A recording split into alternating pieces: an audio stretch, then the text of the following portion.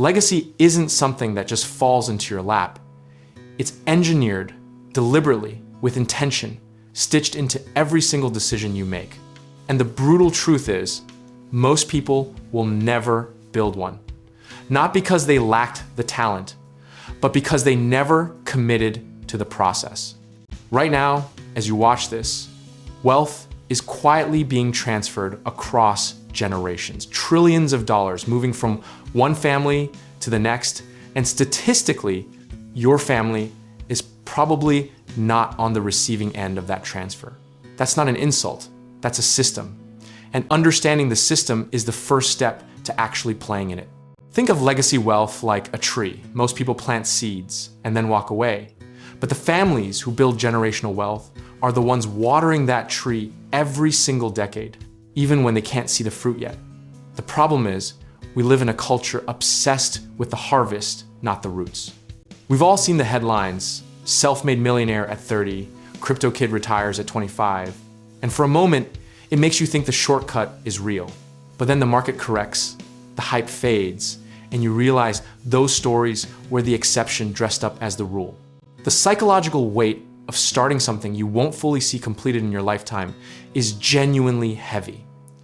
Behavioral economists call it present bias, and it's the reason most people optimize for comfort today over compounding tomorrow. But here's what the people actually building legacy understand. Discipline, in the absence of immediate reward, is the entire game. History is littered with families who were one generation away from something real and then let it dissolve. The Vanderbilts burned through one of the largest fortunes in American history within a few generations, while families who stayed boring and consistent quietly dominated.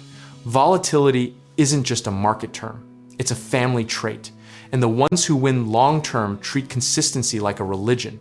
Legacy wealth fits into a centuries-old cycle of land, equity, and patience. And the communities that figured this out earliest, whether immigrant networks, tight-knit ethnic enclaves, or religious communities, all shared one thing.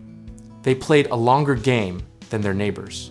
Their collective wisdom wasn't genius, it was just delayed gratification organized at scale. Here's the misconception that kills most people's shot before they even start. They think legacy wealth requires massive capital up front. In reality, it requires massive intention up front. The money follows the structure, not the other way around.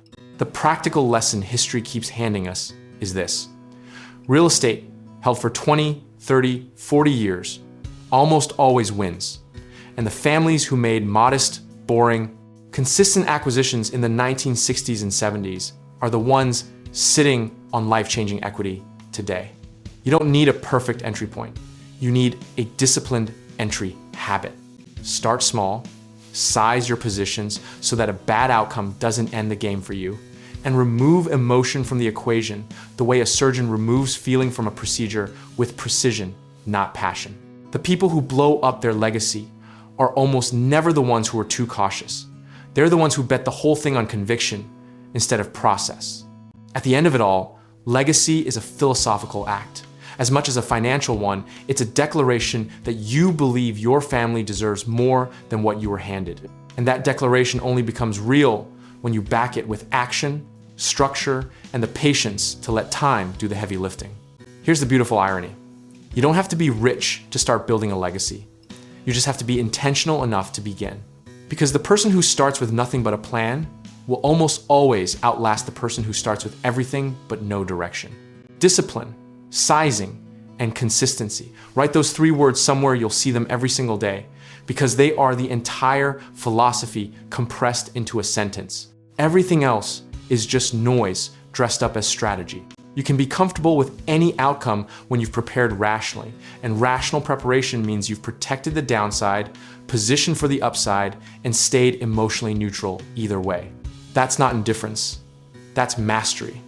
And if you're ready to stop leaving your legacy to chance, we can help you take your very first real step, whether that's real estate investing, home contracting work, or connecting you with the right lenders. Check out all of our links in the description below.